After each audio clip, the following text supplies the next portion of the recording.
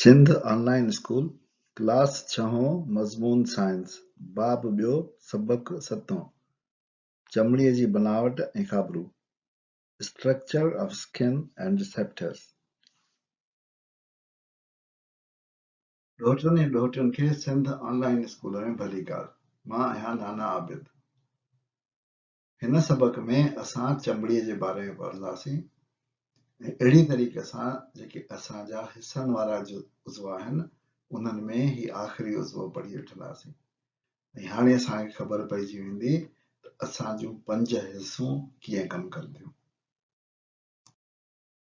असांखे ख़बर पवंदी आहे त कहिड़ी शइ सख़्तु आहे ऐं कहिड़ी नरम आहे, कहिड़ी शइ कोसी आहे कहिड़ी थधी आहे, कहिड़ी लसी आहे ऐं कहिड़ी खोरी आहे ऐं कहिड़ी चुभंदड़ आहे ऐं कहिड़ी कुंवरी आहे। इहो सभु अहसास बि असांखे हिकिड़ी हिस जे करे थींदो आहे जंहिं हिस जो नालो आहे छुहण ऐं असांजी चमड़ी उन छुहण खे महसूस कंदी आहे।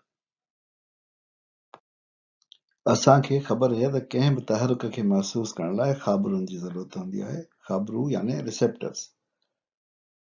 अहिड़ी तरह असांजी चमड़ीअ में बि मुख़्तलिफ़ ख़ाबिरूं हूंदा आहिनि जेके महसूस करे सघंदा आहिनि त कहिड़ा तहरुक चमड़ीअ ते असर अंदाज़ थियनि पिया था। उहे ख़ाबिरूं महसूस कंदा आहिनि छुहण, गर्मीपद यानी टेम्परेचर, सूर ऐं दबाव। जॾहिं उहे ख़ाबिरूं उहे शयूं महसूस कंदा आहिनि त उन महिल असांजी चमड़ी महसूस कंदी आहे छुहण या तलक, टच और कंटेक्ट, गर्मी ऐं थधि, हॉट एंड कोल्ड। असांखे ख़बर पइजी वेंदी आहे त कहिड़ी शइ केतिरी गरम आहे ऐं केतिरी थधी आहे। पेन या सूर ऐं चुभण, जीअं सुई लॻी वञे, गंडो लॻी वञे या को धक लॻी वञे। प्रेशर या दबाव, असां कंहिं शइ खे ज़ोर सां झिकियूं उन में प्रेशर पवंदो आहे या असांखे का शइ ज़ोर सां दॿाए त उन में प्रेशर पवंदो आहे या दबाव पवंदो आहे। असांजी चमड़ी जा 3 तह हूंदा आहिनि। पहिरियों तह हूंदो आहे एपिडर्मिस, जेको हिते गहरे गुलाबी रंग सां ॾेखारियल आहे। इहो ॿाहिरियों तह हूंदो आहे, तमामु सन्हड़ो हूंदो आहे ऐं इहो चमड़ीअ जो पोश हूंदो आहे। जीअं तव्हांजे कापियुनि ते किताबनि ते कवर लॻल हूंदो आहे अहिड़ी तरह ही कवर आहे सम्झो। ॿियो तह आहे डर्मिस, जेको स्किन कलर सां या चमड़ीअ जे रंग सां ॾेखारियल आहे। इहो एपिडर्मिस जे हेठां ॿियो तह हूंदो आहे। हिन में तहरुक खे महसूस कंदड़ बनावटूं यानी ख़ाबिरूं हूंदा आहिनि।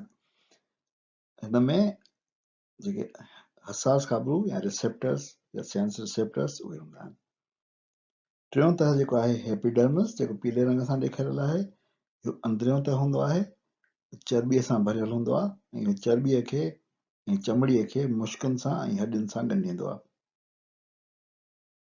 हिकिड़ो दफ़ो वरी ॾिसूं टे तह, एपिडर्मिस, डर्मस ऐं हाइपोडर्मिस। इहे टई जेके आहिनि उहे लातिनी ज़बान जा लफ़्ज़ आहिनि। डर्मिस जो मतिलबु आहे चमड़ी, एपी जो मतिलबु ॿाहिरि या ॿाहिरियों ऐं हाइपो जो मतिलबु आहे हेठि या हेठियों। साइंस में कॾहिं बि तव्हां जेके लफ़्ज़ ॿुधंदो उन में कॾहिं एपी हुजे त उहो हमेशह जो मतिलबु हूंदो त ॿाहिरियों ऐं हाइपो जो मतिलबु हूंदो त अंदरियों। चमड़ीअ जा हसास ख़ाबिरूं यानी छुहण जा ख़ाबिरूं चमड़ीअ में मुख़्तलिफ़ हिसनि में रखियल हूंदा आहिनि। जीअं थधो या गरम महसूस करण वारो जेको ख़ाबिरूं आहे उहे ख़ाबिरूं डर्मिस में सफ़ा उन जाइ ते रखियल हूंदा आहिनि जिते एपिडर्मिस सां मिलंदो आहे, यानी सफ़ा मथे रखियल हूंदा आहिनि। अहिड़ी तरह हल्के दॿाव वारा जेके ख़ाबिरूं आहिनि उहे बि उन जाइ तक़रीबन पोज़ीशन ते हूंदा आहिनि, उन जाइ ते हूंदा आहिनि ऐं नरम शुहा वारा ख़ाबिरूं जेके आहिनि उहे बि उन जाइ ते हूंदा आहिनि। पर जेके छिकजण वारा या चूंडली पाइण वारा इन क़िस्म जा जेके ख़ाबिरूं आहिनि उहे डर्मिस जे तक़रीबन विच ते हूंदा आहिनि।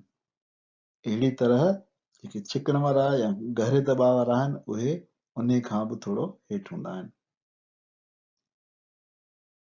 जेकॾहिं असां चमड़ीअ जी तस्वीर खे वॾो करे ॾिसूं त चमड़ी जा महसूस कंदड़ उज़वा ऐं हवास हिन तरीक़े सां रखियल हूंदा आहिनि। एपिडर्मिस में असां ॾिसूं था त कंहिं बि क़िस्म जो ख़ाबिरूं कोन्हे, सभु ख़ाबिरूं डर्मिस में आहिनि ऐं हाइपोडर्मिस में बि को बि ख़ाबिरूं कोन्हे। डर्मिस में जेके हेठियां तरफ़ खाबरू रखियल आहिनि उहे सूर वारा या दॿाउ वारा खाबरू आहिनि जीअं असां ॾिसी चुका आहियूं। उन्हनि खे असां पेसिनियन कॉर्पसल चवंदा आहियूं। जेके चुभंदड़ वारे सूर जा आहिनि उहे खाबरू रखियल आहिनि डर्मिस जे मथे हिसे में। उन्हनि खे असां नोसिसेप्टर्स चवंदा आहियूं।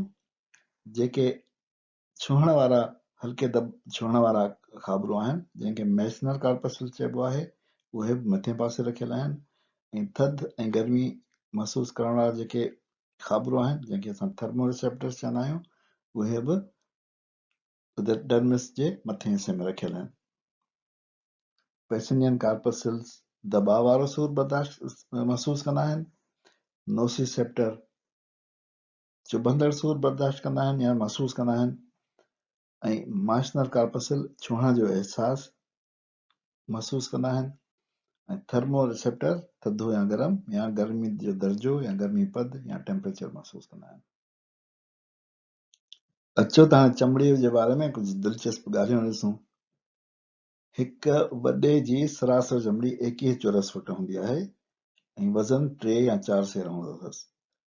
इन चमड़ीअ में अंदरि 11 किलोमीटर रगूं ऐं नसूं हूंदियूं आहिनि।